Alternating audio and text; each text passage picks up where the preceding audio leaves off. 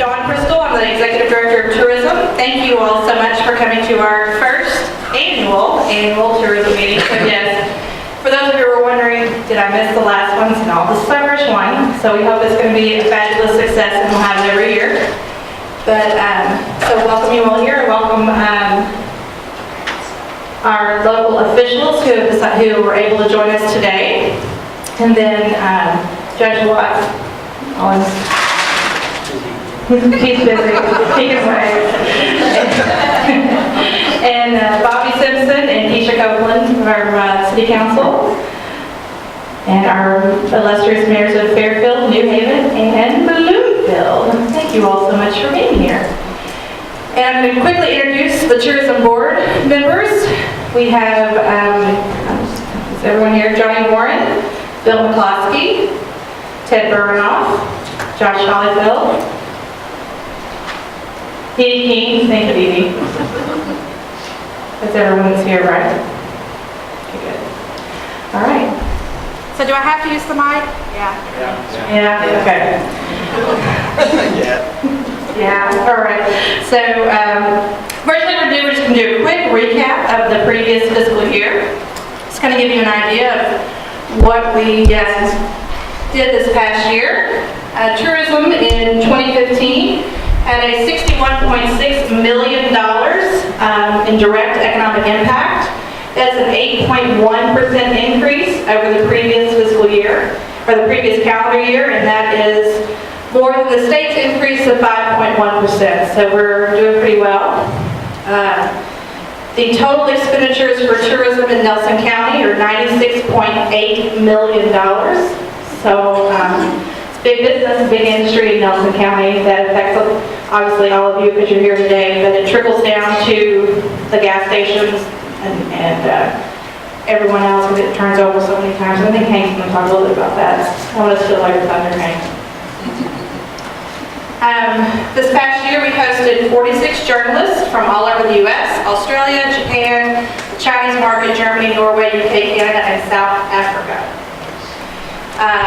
And then there's several TV shows, Southern Accents, Ghost Hunters, Travels with Darley, Seminole Productions, did an episode.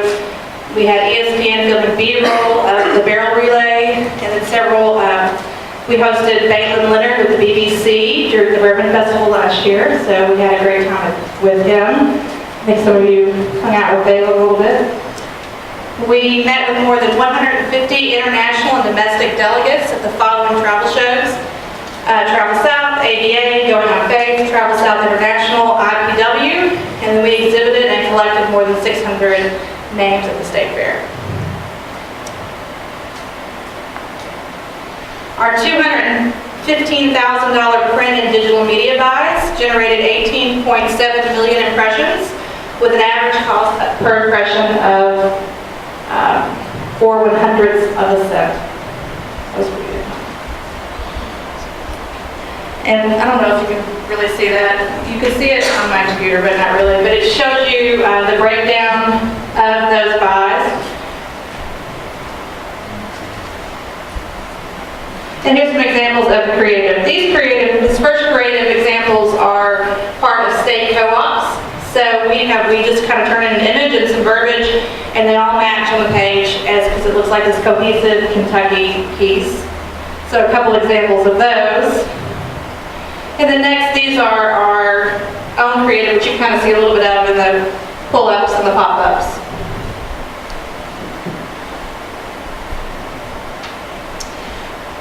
We operated on several priorities in 15-16. We completed a meeting planner study that basically said if you build it, you will have meetings, as long as you build a hotel as well.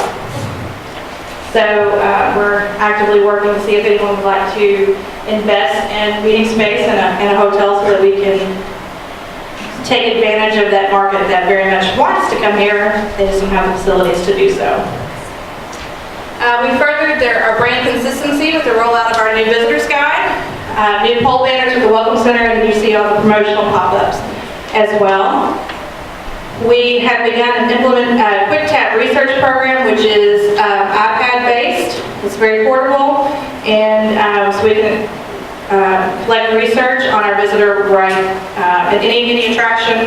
We can customize those for an individual attraction or an event if you have specific information that you need for an event or attraction. Just talking about that, and we can possibly create a specific survey just for your business. We had Cocktail Week this year, which was great fun and a pretty good success. We're going to continue to build on that and grow on that next year. We had that leading up to the spring sampler of the Bourbon Festival. We have implemented attraction roundtables meetings to kind of get our attractions talking to each other on a regular basis. Their focus is on cross-promotion, developing a combination ticket, and then just networking and talking and sharing the challenges that they have as an attraction in the community, so that there's lots of discussion back and forth and problem solving among that group. We added indoor and outdoor music to our Welcome Center, and I just upgraded the general feel and vibe of that center with TVs and all of the images that are used in our advertising promotion, so that if anyone comes in, they're seeing the same images over and over again to build on that. And then you are experiencing our first ever annual meeting. So that was the last thing we're closing out the fiscal year with. So looking ahead to this year, I have our media buys. You can see those a little bit better. Let me pull this one over here so I can actually read. 119,000 in print buys, scattered throughout different, primarily leisure, though there is some group, and some that is bourbon focused only, but mostly it's general leisure traveler. Kentucky Visitor's Guide, the Bourbon Country Guide, those type of things as well. The Official Visitor's Guide in Louisville, Kentucky Monthly, Kentucky Living, and on and on. Then we have around 200,000 in digital media. So things on Kentucky tourism, a sponsorship of the Kentucky Bourbon Trail, lots of typical digital media retargeting, search engine marketing, Facebook retargeting, carousel, content marketing, pre-roll video, Instagram, Snapchat geo filters, social media. Selfie experience is the new thing we're trying out this year to see how that is, and then it's basically you geo-fence and you encourage people you supply them with frames and whatnot to encourage selfies in that expansion across different social media platforms. IP targeting in bourbon focus in Indiana, Nashville, and Ohio, and then general tourism focused in Indiana and Ohio, and that runs through August and September, depending on what market. It started in June, so it kind of overlaps a little bit. So that kind of gives you an idea of where we're placing our media in the upcoming year.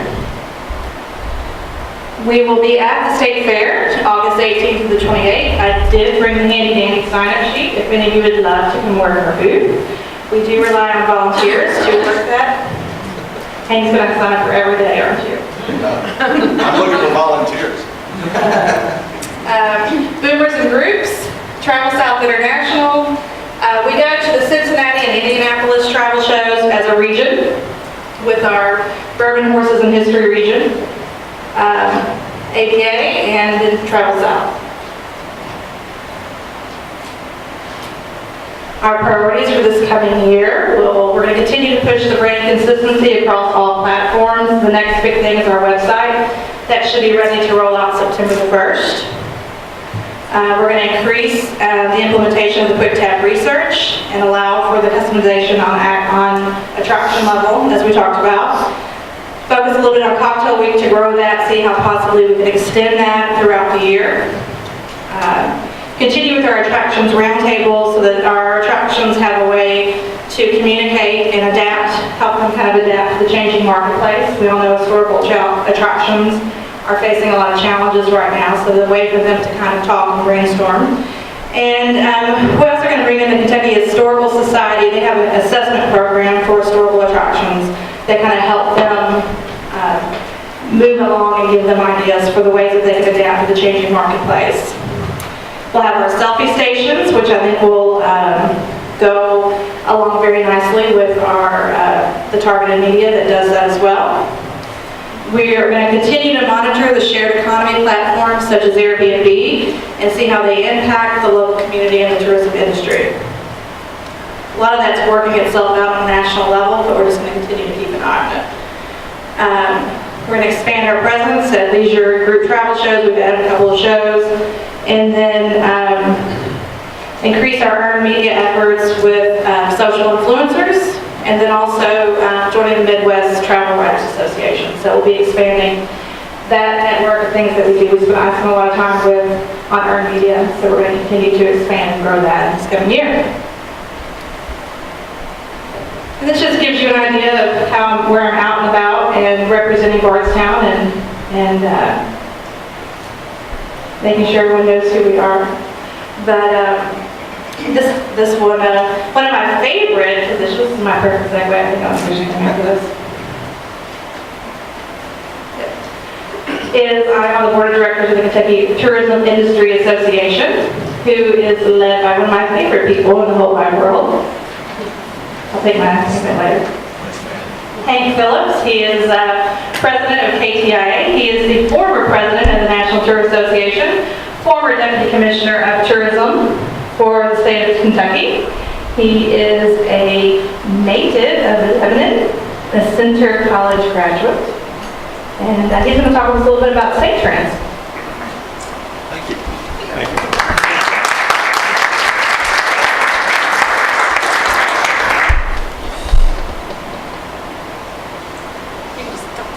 Okay. Just trying to do that where I wasn't walking and talking in front of the screen. So I'm going to go off script right out of the gate. There's people who are not always the greatest friends of tourism who like to relegate tourism to nothing more, tourism marketing to nothing more than brochures and billboards. And when you hear the kind of strategic thinking and the complexity that goes into marketing, you would think a place as great as Bardstown would market itself, right? No, it doesn't. And it is a complex, it is a multifaceted sort of endeavor. And just that presentation on what the commission and what Dawn and the commissioners here and others have do to get the word out about Bardstown, it's very, very impressive. So I just wanted to make that point as I'm sitting here listening to all the things that are going on here. I don't know if anyone's been following the news today coming out of Cleveland and the Republican National Convention. I will assure you that every single thing I have to say in my little talk is my own work. It's not good. Y'all were following the news. And anyone who didn't get that, talk to somebody that laughed at the it's really good to be here, and I can be more specific than just that perfunctory, it's good to be with you. These kinds of meetings of tourism commissions, I think, are really, really important to bring together the leadership, the volunteer leadership, staff leadership, with other stakeholders and members of the community and local officials. Is really important to understand how important tourism is, to understand what's been achieved, and to understand, as Dawn just went through, where tourism is headed in your community. So I believe these meetings are really important, and to have been invited here, it is an honor. It is truly an honor. And especially to have been invited by Dawn, because, and I'm going to tell you a couple of things about her. She already mentioned she's a member of our board of directors at the Kentucky Travel Industry Association. And she's not just a board member. She is one of those people, all of our board members, I'm really blessed with this, are very engaged, very supportive, pitch in and help. Dawn goes beyond that. When something comes up and there's a need for someone to lead, Dawn is usually at the front of the line and saying, I'll do that. And time after time, last year, which was my first year there, she did exactly that. So much so that, and if you don't know this, I want you to be aware that the Kentucky Travel Industry Association last year selected her as our 2015 Member of the Year. So, and that was richly deserved, and and it's important to understand that if someone spends their time on the state level, statewide level, that pays dividends back home. Her visibility, her refusing to shut up about Bardstown and Nelson County, that just raises your profile, raises your awareness. And so you are very fortunate to have her. We are very fortunate to have her as well. And the other reason that I'm really happy to be here is that she mentioned I grew up in Lebanon, and that was many more years ago than I will get anywhere close to admitting to you. But, and I've been gone from there for quite a long time, but still, you all know how it is. Wherever you grew up is where you're still from. And I am from Lebanon. And as such, with one exception, that leaves me with a lot of memories, a lot of good memories of Bardstown and Nelson County. I can still remember, and you all may get tired of hearing people from the outside talking about this, but I can still remember as a little kid, because we had to get to Lowell back then, you had to come through Bardstown. You got to come through Bardstown. And I still will remember that aroma. I swear, and it made me a lifelong fan of bourbon. I didn't start, I was from Lebanon, so I probably did start drinking bourbon around age 16, 17. But not as a little kid. But I was so amazed at that aroma. And the other thing that I found amazing as a little kid was, you know, we all know this. You grow up in Kentucky and we hear the song, My Old Kentucky Home. And even as a little kid, it gets inside of you and you feel it. Well, to get to come down that highway and see the actual place, I can still remember the kind of impression that left on me. And so those long ago childhood memories stick with me. And I love Bardstown. Except, I also, when I got a little older, played football. First at Lebanon High, that will date me, I guess. A couple years at Lebanon High, consolidation, then at Marion County High School. Oh, yeah. Oh, yeah. And I'm certain I'm correct. It's a painful memory, but I think against Bardstown. Yeah. Thank you. I'm going to go double. I'm going to go stronger. I'm going to get around here. Yeah. 0-4. Those were during. He had many great years, but the name Garnis Martin. Oh, yeah. Oh, yeah. He was a Boston coach. And we never came close to beating you guys. I think we may have beat Nelson County one year, but anyway, memories. Thank you all for almost entirely wonderful memories of Bardstown.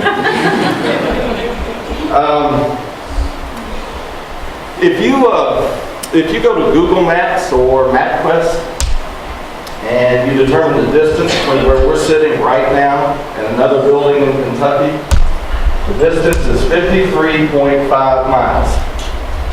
And that other building is the state capitol building, where, as we all obviously know, the legislature meets both during the interim period and during the annual sessions. And those folks, I was going to say, if Jimmy Higdon, who I went to high school with and grew up with, still a great friend, if he'd been here, I would have said something like, if they're only 53 miles away, why does it seem like sometimes they're off in another world? But now y'all can tell Jimmy, Senator Higdon, that I said that. But the point I want to make to you is, what I would really like to do is to load the legislature onto buses. And it'd only take about 3. And I'd like to bring them here to Bardstown. Because those good people are in a struggle right now, and it's going to go on for a long time, of figuring out how to make budgetary ends meet for our state. Pensions, education, infrastructure, health care. It's daunting. Well, if they came to Bardstown, they'd get to see firsthand what I consider to be a big part of the answer to that struggle, and that's tourism. And I'll add this, they would see tourism being done the right way. Think about some numbers. Tourism right now in Kentucky produces nearly $1.5 billion in state and local taxes. The overall economic impact of tourism is $13.7 billion, of which about $97 billion is generated right here in Bardstown and Nelson County.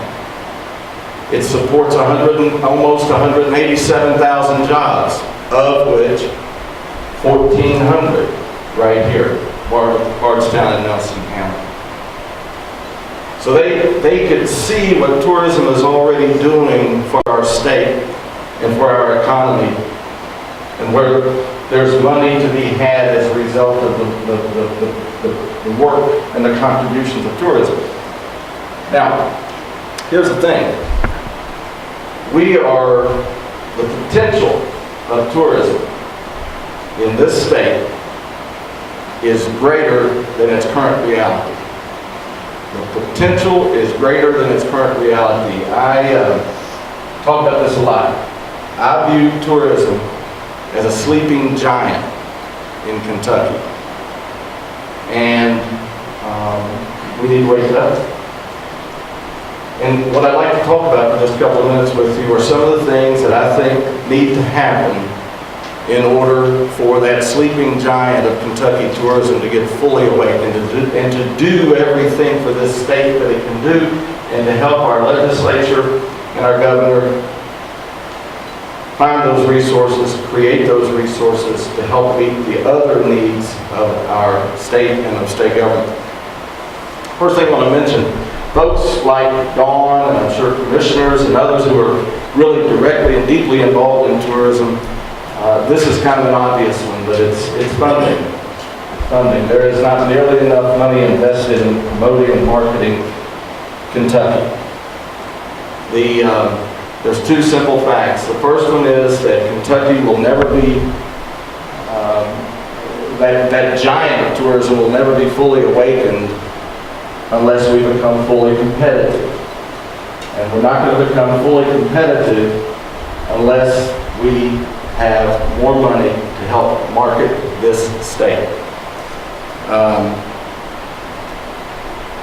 In this last session of the legislature, we did not ask for more money.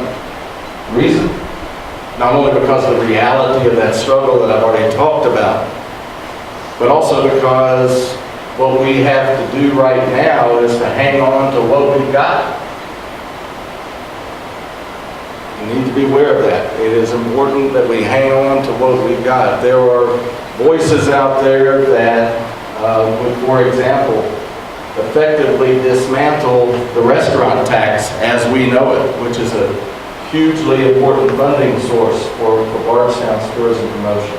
So, funding is one of those things that we need to shake up and wake up our giant tourism. But there's others. Another one is we need to figure out ways to cause there to be more development and more investment in development in our state relative to tourism. And you know, a minute or two ago I said, you guys do tourism right. Well, a perfect example of that is the kind of development that's occurred in Bardstown and Nelson County over the last several years. Just distilleries and the expansion of distilleries, the expansion of the visitor experiences at distilleries. You all have nailed it. You really are the bourbon capital of the world. And you have lived that brand, and you have expanded and developed that brand through actual brick and mortar development and investment. But you haven't rested on your laurels. There's, and you all can correct me if I get any of these names wrong, but there's the Bardstown Bourbon Company. It's new, or new-ish. There's, is it Luxco Distilleries? There's restaurants and shops that have been expanded. There's Bourbon Manor Inn. There's, and the expansion, I understood from Dawn the other day that Talbot Inn is expanding. That's development, that's tourism. I mean, it's chicken and egg. Tourism is leading to those things, and those things are leading to more tourism. So, the rest of this state needs to sit up and take notice of what you all are getting done here in Bardstown and Nelson County, and that will help to wake up the giant. Another consideration on all of this is collaboration. It's people working together. Whether it's a state level and the local level working together, whether it's public-private partnerships, whether it's local officials working together within an area and cross jurisdictions. Tourism is by nature a collaborative endeavor. Think about this. And incidentally, if those forms of collaboration ring a bell, they ought to, because that's exactly the kinds of things that are happening here in Bardstown and Nelson County. Think about when you travel. Travelers, visitors, they really don't have a clue. Often they don't know what the name of the county that they're in. They don't know when they go from one county to another county. They don't know when they've gone into or out of, across a city limit. And the big point is they don't care. They're not traveling to go to a county. They're traveling for experiences. That's why we travel, for great, wonderful experiences that we take home with us as memories, and we share with other people and tell other people about them. That's why we travel. But despite that, a lot of times, a lot of places define destinations by the county, by the name of the county, by the name of the city, not by the experience. There's places in our state where within the same county, there's a county tourist commission and there's a city tourism commission. There's a few places where there's the county tourism commission and there's more than one city tourism commission.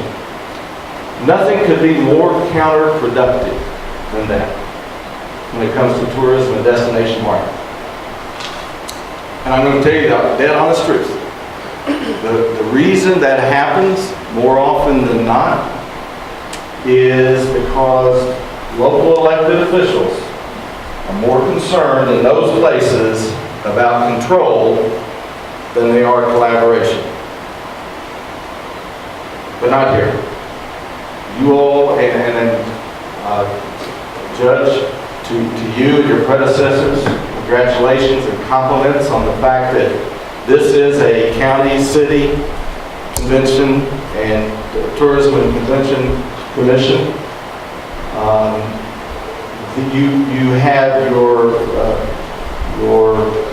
approach to collaboration that brings together tourism and industrial development and Main Street and the Chamber. That doesn't happen a lot of other places. That collaboration is important. There's the collaboration that recognizes, as you all do, that what happens within your county, from a tourism standpoint, that's incomplete without working with what goes on around your county.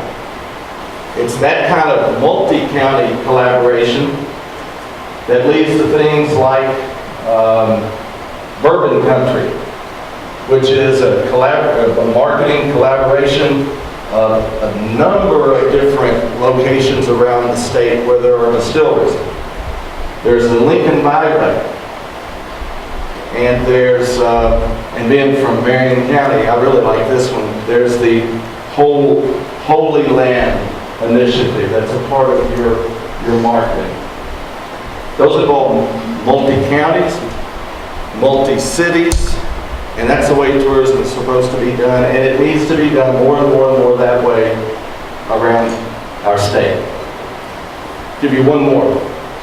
Awareness. And this is not the awareness of visitors, prospective visitors, that they need to be more aware of what there is to do in Kentucky. That is, and I'm here to tell you, as much as we know and love the experiences there are in Kentucky, the awareness of non-Kentuckians about what there is to do here is way, way too low. But before we can really move that needle dramatically, we got to address a different kind of awareness, and that is we need people in Kentucky and business leaders and elected officials to better understand just how important tourism is for this state. If you were to ask most people, John Q. Public, person on the street, or even business leaders and a lot of elected officials, if you were to say, name the major industries of Kentucky, what are you going to hear? You're going to hear agriculture, you're going to hear things like automotive, you're going to still hear coal, and all of those are correct. What you're not likely to hear is tourism as a major Kentucky industry, despite those $13.7 billion that enter our economy as a result of tourism. And let me tell you a few little quick factoids. That 13.7, it's more, significantly more, than the entire agricultural output of our state. It's way more than the value of coal that is mined in this state in a year. And it's right even with the output of the automotive industry in this state. I like to say that we gave them a nudge because we send people down to the Corvette Museum and on the Toyota tours, so we help them with their needs. Tourism is a major industry in this state. And people need to understand that. And at KTIA, we have been working on that. We've developed a new whole section of our website called Tourism Impact that addresses that. We try to send people there. We had worked with the media a while back. The Herald Leader did an op-ed, published a column that we did on that subject. It's been covered by the Lane Report in the last little while. Just the other day, Business First in Lexington did so as well.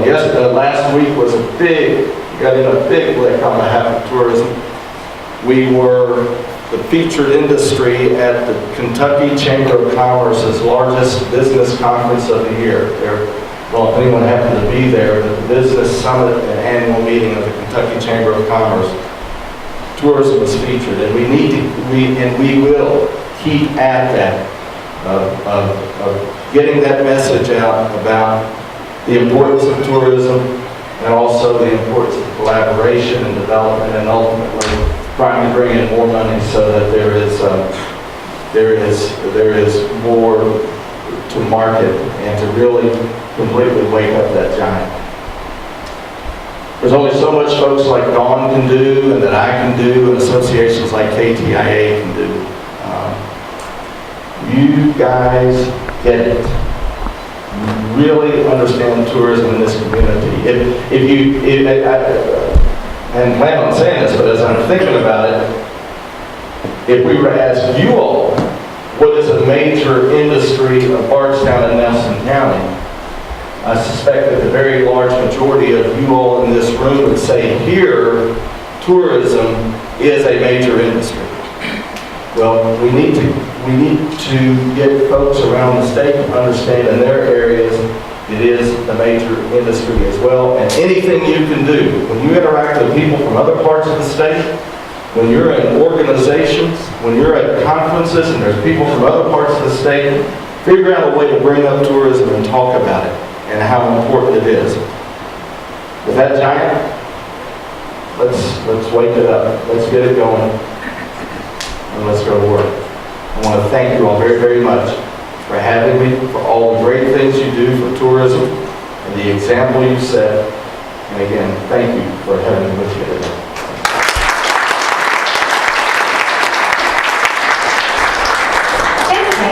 I'm getting a drink. Okay. So before we hand out our tourism marketing and incentive program monies, do you all have any questions about anything of me and of Hank? Phil will answer once he gets his beverage. Questions? Oh, I'm sorry. I'll be back. Actually, I think they're going to go eat now. No questions? No?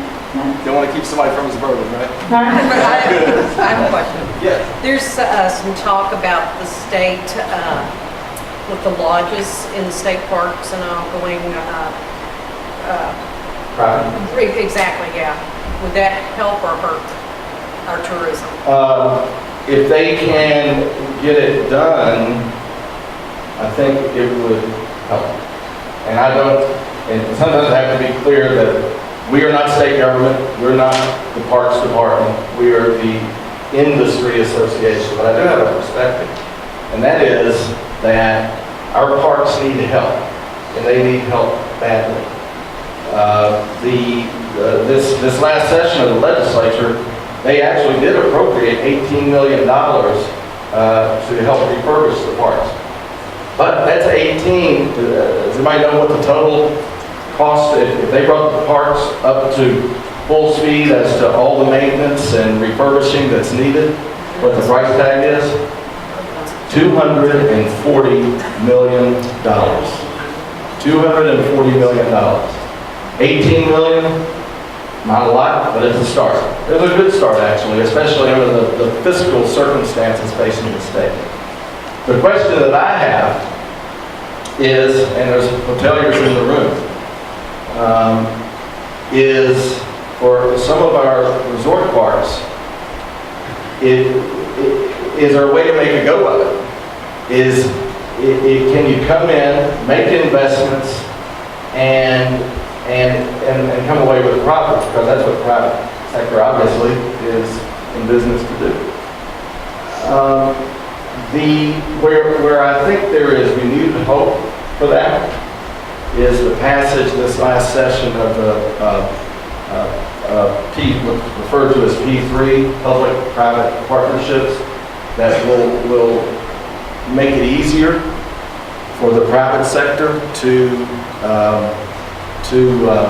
become engaged with the parks. I don't see state parks being taken over by the private sector. I think it's more likely to take effect or to be seen in terms of certain parks, and then certain pieces and parts of parks. And I'm standing here realizing I'm standing in a state park. So I don't know if I'm saying what you want to hear or what you don't want to hear, but I can see parks that have marinas, parks that have golf courses, parks that have restaurants, those, and that have resorts, hotel-like facilities.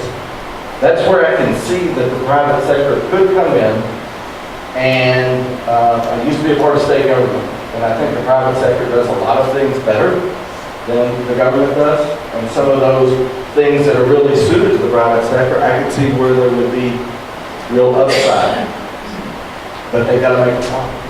And that's the big question in my mind. Is it viable from a profit-making standpoint? I hope it is, because I think that could be part of the solution to the parks. What's going to happen? I predict that over the next few years we will see more involvement of the private sector, but not some sweeping change of parks all over the place being run by the private sector. I think I covered every possible answer to that question. Yes, sir. Yes, sir. Overall, as far as the state goes for tourism, what would you say is the biggest hindrance immigration, unfriendly governments, or just general unawareness by the public? I think, I really hate to hit the funding button, but the thing is that if you stop and think what Kentucky has versus what other states have, I'll guarantee you there are a lot of states, if the tourism folks in those states were really honest, and then if someone could wave the magic wand, I think there's a ton of states in this country that would trade in a heartbeat what they offer to visitors for what Kentucky offers to visitors. This state, and I'm saying this as a Kentuckian, but also as a tourism professional, we did a campaign a couple of 3 years ago when I was the deputy commissioner that was called There's Only One. And it was all based on things in Kentucky that you will not find or cannot experience anywhere else in the world. And it was amazing even to us when we started identifying those. So the product is here, the stuff is here, the experiences are here. The challenge is getting that word out. It's so frustrating when you talk to somebody and you say Mammoth Cave, and they say, oh yeah, I've heard of Mammoth Cave. Is that in Kentucky? I didn't know that. Or when you talk about Abraham Lincoln, and they think Illinois, not the fact that his birthplace is down the road in LaRue County. Raising that awareness, that public awareness, is the biggest single challenge, and unfortunately, like any business that wants to advertise itself and raise awareness and create demand, you got to advertise. You got to hit the road. Don talked about going to more trade shows. That's the heavy lifting of how you do that, and it takes money. So public awareness of what there is to do here, but the solution, unfortunately, is more. But here's the deal. Here's the other thing that we try to help make sure people understand. The money that funds tourism, it's not the general fund. It's not what the legislature appropriates. Every dollar that the state spends on marketing comes to the state through the 1% statewide hotel tax. So it's people that are staying in the hotels that are paying the tab for tourism marketing of the state, not the taxpayers through income tax or corporate tax. In fact, taxpayers on an average families in Kentucky save $1,200 a year because of tourism-related taxes. And here in Bardstown and Nelson County, your tourism marketing funding comes from your local transient room tax and the restaurant tax that exists in Bardstown. And so but we need some kind of an adjustment and an infusion of more dollars. But I do want to make the point that the money that is spent comes through those kinds of taxes, not through the legislature raising y'all's taxes to pay for it. Yes. Thank you all.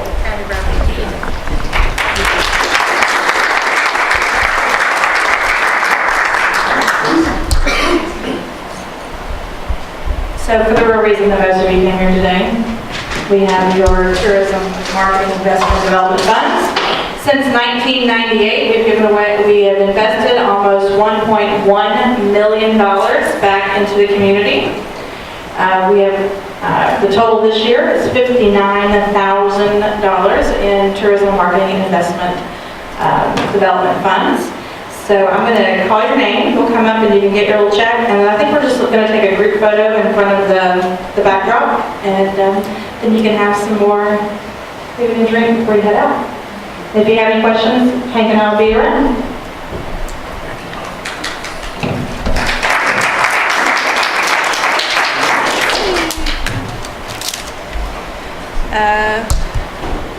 One of the Main Street board members want to get the Main Street grants. I'm not, they said. Okay, Diana. Buttermilk Days. City of Fairfield.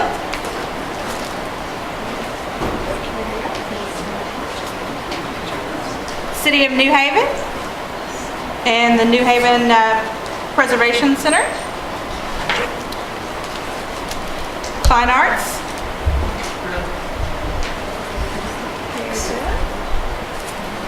Kentucky Rowing Museum.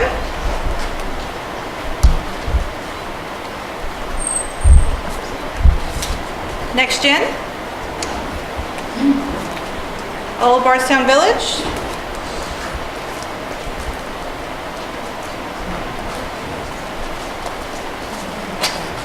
Louisville Bicycle Club. Thought I forgot you, Andy, didn't you? And Stephen Foster Story. There you go. All right. Thank you all so much. We're going to grab a photo. Grab some of these.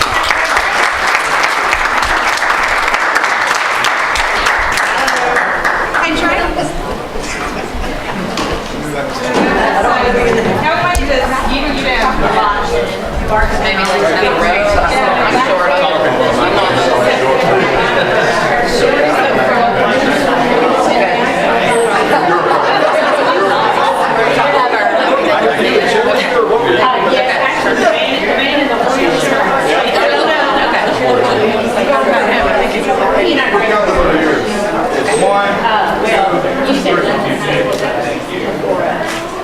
Marion County.